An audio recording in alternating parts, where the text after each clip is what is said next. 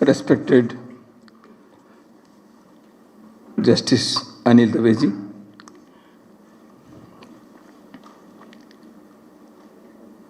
the two earlier speakers who have very briefly but very deeply analyzed the contents of the book that has been unveiled today. Diplomat, writer, thinker Pawan Verma ji and Sri Prasanna Rajan ji, Shaurya ji, Ram Madhav ji, all the esteemed guests, sisters and brothers. I was just trying to think what I should speak after these two very eminent people have spoken. But while I was sitting and Pawan Verma ji was going towards left, Ram Madhav ji directed him towards right. And Pawan Verma ji has accepted.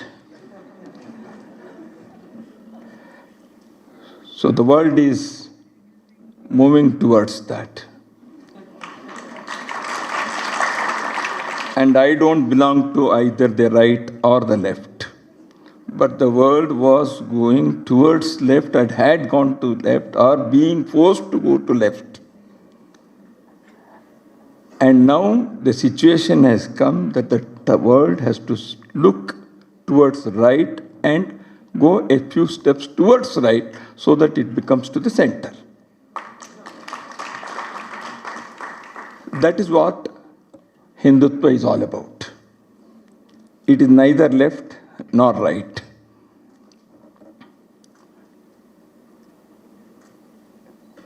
Many questions have been raised and many ideas also have been offered and presented here. In the context of the book, I need not say much on that. Why this book? My dear friend, the author of the book, Ram Madhav, has already presented his explanation for writing a book, particularly this book. And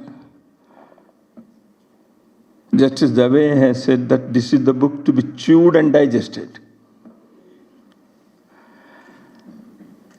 And very rightly he pointed out that this is the book for not the people who are of the yesterday, but who are of tomorrow. Because that is the essence of the Hindutva paradigm, as Ram Madhav ji put it. These are not my words, Hindutva paradigm. Because the book, which is based on integral humanist thought or integral humanism, as Deen Dayal Upadhyaya ji put it in those days, and later on many of his followers, I should say, in the ideological journey, have chosen to call it, in Bharatiya languages, it is said not Ekatma Manav Vad, it is not integral humanism, but it is Ekatma Manav Darshan, that is integral humanist philosophy, as Ram Madhav put it. Deen Dayal ji has not said that this is Hindutva paradigm. He has not used that term. And one more thing, the integral humanism, as he put it, the entire thing, the treatise through 4 lectures which he has, and the book discusses those 4 lectures in this one of the chapters. He has explained and he has tried to put the ancient Bharatiya thought in the modern context and how it should be calibrated to the future decades and years and generations. That's why I would like to say that it is not by Deen Dayalji, it is through Deen Dayal Upadhyaya that the thoughts have flowed. Because it is not a new political ideology that Deen Dayal Upadhyaya has presented, though it is put in as a political philosophy or the ideology for the modern times, and the Bharatiya Janata Party has accepted it as its political philosophy, and its earlier avatar of Bharatiya Janasangh also had adopted through a resolution that the integral humanism is its political philosophy. In fact, all those things what Deen Dayal Upadhyaya has tried to put it in those 4 lectures, and unfortunately, as Ram Madhavji has already said, Deen Dayal Upadhyaya did not get enough time in his life, because after, within 2-3 years, he was assassinated or died in a very suspicious way. And whatever he has said has been said in different contexts, in different ways, in the entire Bharatiya traditions, right from Vedic period up to the modern times, by various sages, scholars, interpreters, and all. That's why Deen Dayal Upadhyaya cannot claim that these are my original thoughts. And he didn't. He has presented it for the modern times. Now the thing is, the book, as it is based on this integral human philosophy, we will have to discuss this and also the present day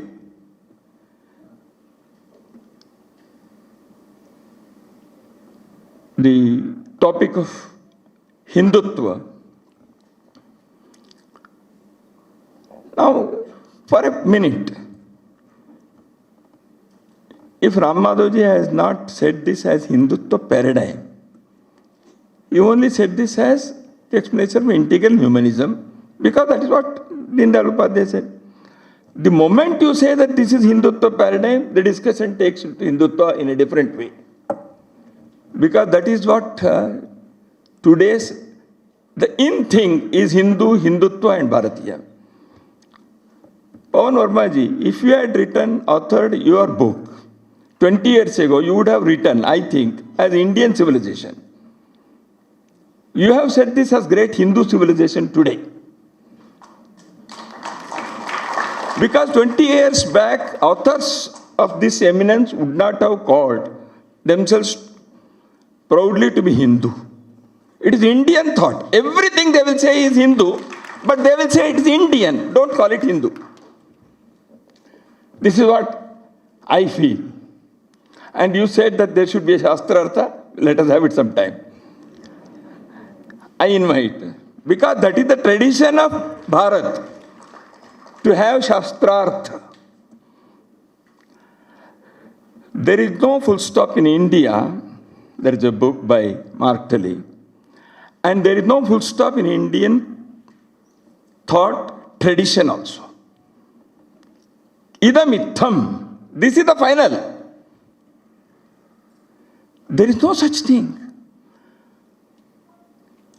The entire Bharatiya tradition says that now, up to this is thing. The next future generations will pick up the thread and elaborate it further according to times. So that is why there is no full stop in Indian tradition. And now I would like to say that calling this West or East, the left and the right, all these things are suitable for our present day political discourse, present day geopolitics. When I say present day, it is post Second World War, when the New World Order has started. And it continues post LPG, liberalization, privatization, and globalization period. The West is not West totally. The East is not totally East. The left is not totally left, or right is not totally right. That's why I say, I am from RSS. We have never said in our discourse inside the RSS, in any training camps, that we are rightists. Many ideas, they are almost like leftist ideas. And many, definitely the so-called the rightist. That is why the geographical, cultural, or religious divide, or the political divide of the left and right, or the West, East and the West, I think though all those things have blurred and dimmed and melted. Today the world is embracing each other's ideas, and a new man, as he said, is emerging. This is the essence of Hindutva. You have to take the best of everything from every corner and mold it to suit your surroundings, your environment, your life, your immediate needs, and live life. We have started a quarrel and a conflict on the so-called political ideologies of the left and the right, the capitalism and the communism. Both have died their timely death.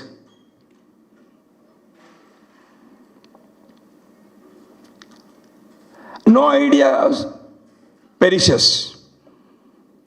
Some of the ideas of the communist philosophy, some of the ideas of the capitalist philosophy, they will be there to lead this world. Because those ideas are the ideas from the human mind, human brain, human experiment, human experience. You cannot say that those ideas are yesterday's things and they will not be there today. Some may die, but some will live. That's why for one, that today the West is not West and East is not East when I say, it is the conceptual East and the conceptual West. What is conceptual East and conceptual West? I mean, it is neither religious nor geographical. It is on the basis of the world view. There may be people who are living in the eastern part of the eastern hemisphere who are Western.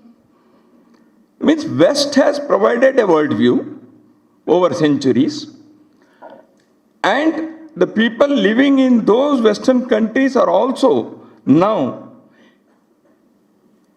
many of them are now rethinking, evaluating their own thoughts. Now they are trying to search for the newer ideas. That's why most of the Western think tanks and universities and academic circles are today in search of a new philosophy, which may be Oriental, There is no hesitation and need not be.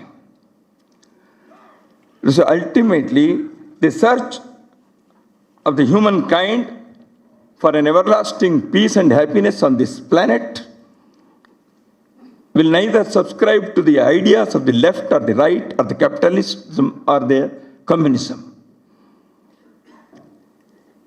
It will be integral humanism.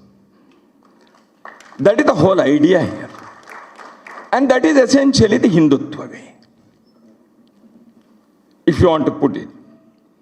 The concept of nation, a chapter discusses here because it was very dear to the heart of Deen Dayalji, because the nationhood provides the essential platform for experimentation of integral humanism at the personal, familial, societal, and national level.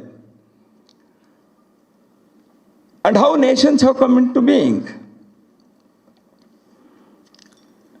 And it is the cultural nationalism which Deen Dayal Upadhyay ji has very forcefully presented. The land, the people, and culture are the values of life that those people on that particular piece of land practice. These three together make a nation. That's why the Bharatavarsha, as Pawan Verma ji rightly put it, has been there from time immemorial. This is not a multinational state after 1947.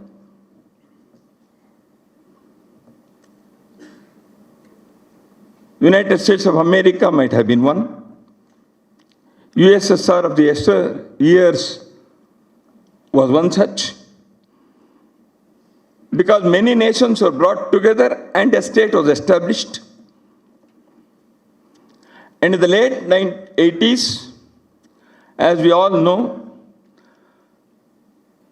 the USSR started crumbling, and two German states with one nationhood, they came together. All happened in the late 80s. Because the nationhood, the national identity was being experienced by the people, and those were the very years when Sri Rama Janmabhoomi movement reached its peak in Bharat. So the national identity of the people of Germany, East and West, who were divided on the political lines, because of the situations soon after the Second World War, they did not forget their nationhood or the national identity. The Berlin Wall was demolished by the very people or the next generation of those people, and they embraced each other. What was the compulsion? Why at the same time, during the same years, the USSR got dismembered, disintegrated into many nations, because they were brought to make one state. So any forceful division or unification will not sustain. That is the lesson of history. So culture is the basis for that. Prasanna Rajanji has referred to Who Are We by Samuel Huntington, and his another book is Culture Matters. There, Samuel Huntington has discussed how culture matters in the formation of a nation elaborately.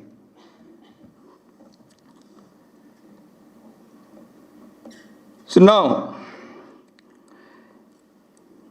Pawan Verma ji has mentioned about Chiti and Virat. When you experience that the basis of the nation is culture, the Chiti and Virat are the natural things that one has to recognize. These are all technical terms in integral humanism lecture, 4 lectures Deen Dayal Upadhyay ji has employed: the Chiti, the Virat, the Veshti, the Samashti and the Srishti, the individual, the collective, the nature and the creator, Adaiva Matrika Krishi, Adhilavana. All these are very technical terms. One has to discuss. Glossaries have been tried to be published on these terminologies. So Deen Dayal Upadhyay ji has very briefly but made a widespread analysis of our nation, our society, our economy, our social lives, and he has tried to provide some solutions for the existing philosophical questions in the political arena, for a governance, and for a nation to exist and flourish. So the nation exists at the individual level, at the society level, community level, and at the national level as well. So that's why these various issues have been discussed by Deen Dayal ji, and Ram Madhav ji has, with many of the present day situations and examples, tried to explain those things in this new book.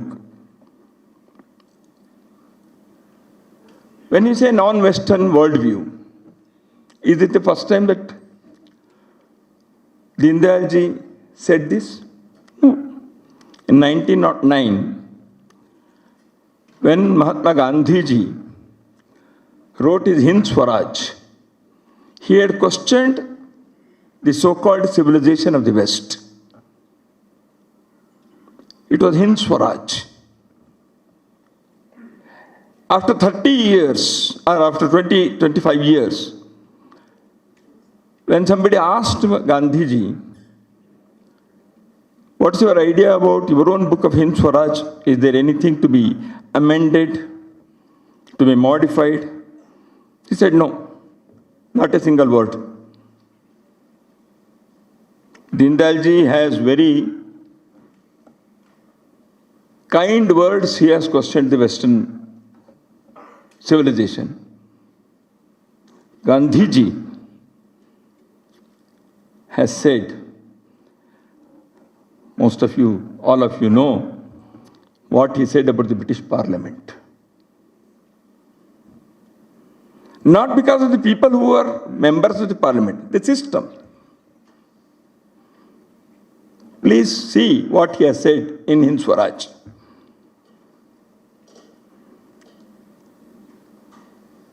He did not accept the judicial system of the British. Sir, you have been one of the eminent persons of that system in this country, and recently the Chief Justice of India. He has said in a seminar that the Indian judicial system is not suited to this land. Honorable Chief Justice has said recently, 10 days back. I have read in the media. Why? So the colonial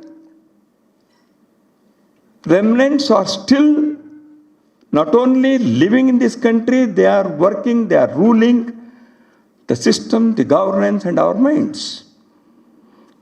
Unless our minds and governance, our systems and society, our education and our political systems are liberated, at least during this 75th year of independence, we will not be achieving full freedom.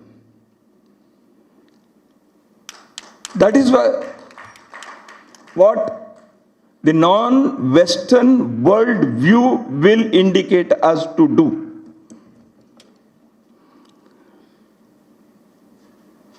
Pandit Madan Mohan Malviya, he said about the Abhyudaya's philosophy. And he questioned the Industrial Commission report of 1916.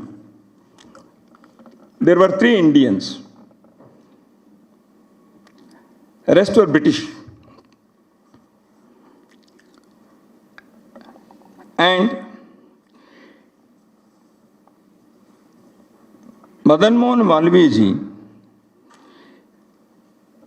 without mincing words, the report went on to highlight the inconspicuousness of industry in India, dearth of the right mentality and technical physical incapability for her citizens to embrace industrialization in a pace similar to her colonial masters, that is British, and counterparts elsewhere in the western part of the world.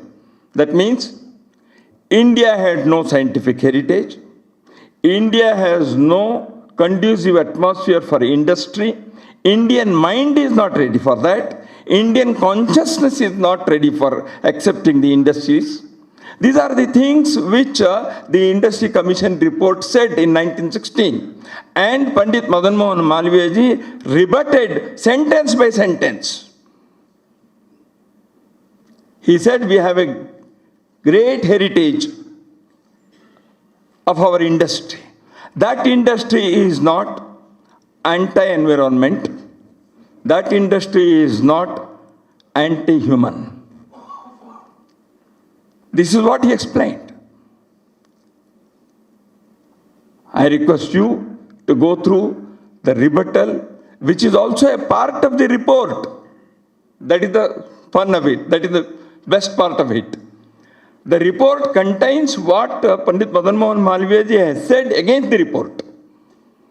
And 2 persons, Jamshedji Tata and Madan Mohan Malviya himself, they were instrumental in establishing 2 very important science and technology institutes in this country. One, the Banaras Engineering College, the earlier avatar of Banaras Hindu University, and the Indian Institute of Science in Bangalore by Tata.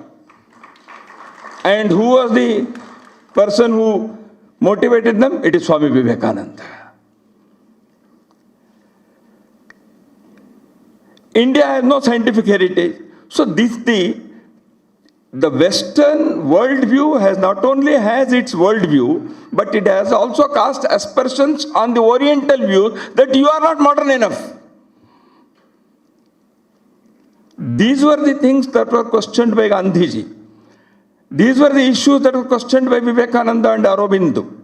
These were the points that were questioned and rebutted by Madan Mohan Malviya. And in that great tradition, Deen Dayal Upadhyaya has also questioned the Western worldview and tried to offer an alternative which is essentially Bharatiya and Hindu.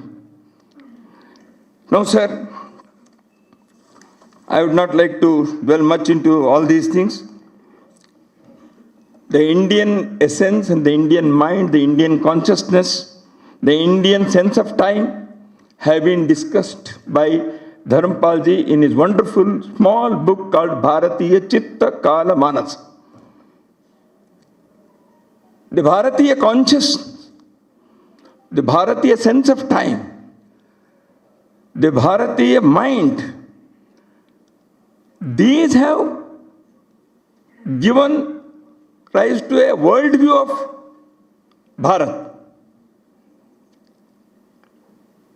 Unless we understand these basic things, we will not be able to understand what Hindutva is. I think that is the demand of the time. Now about Chiti, culture and Muslims, whether Deen Dayal ji had meant it or not. Pawan Verma ji has raised this question. I would not like to answer because this is not such a forum now. Anyhow, that Shastrartha Chaurya is going to organize some time. And that Shastrartha should be there, not because of pro and against. It is to The churning should take vade vade jayate tattva bodha. Because of the churning, the truth will emerge. And that churning is a part of Indian tradition.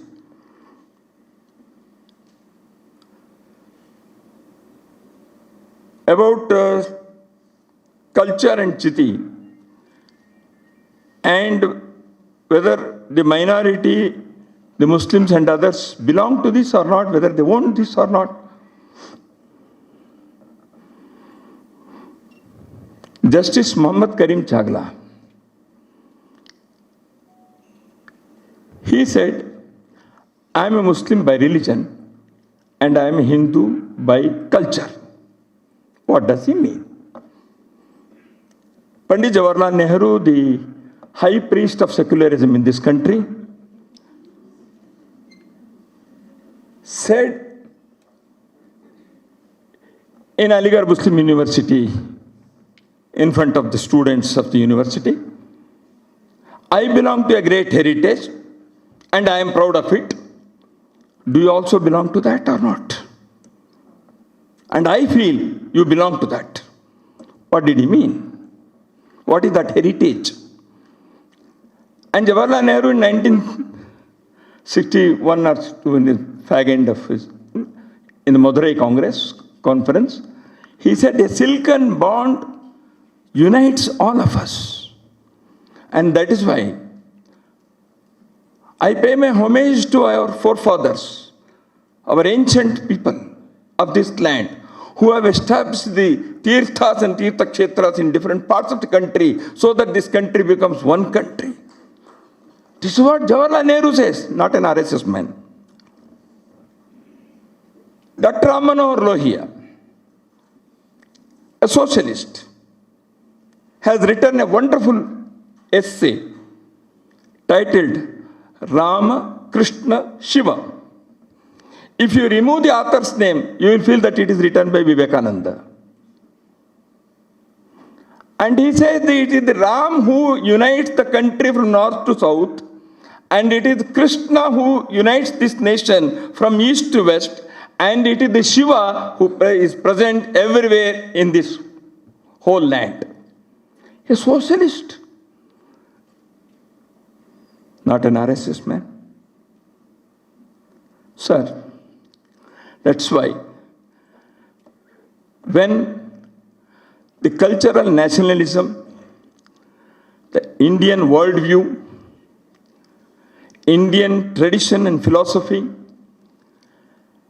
and how they provide a non-Western worldview for the people, for the entire humanity, so that people can live happily without disturbing the social unity and harmony, the environment, nation's good, and at the same time with international outlook. That's possible. And that is what integral humanism wants to provide or say or declare.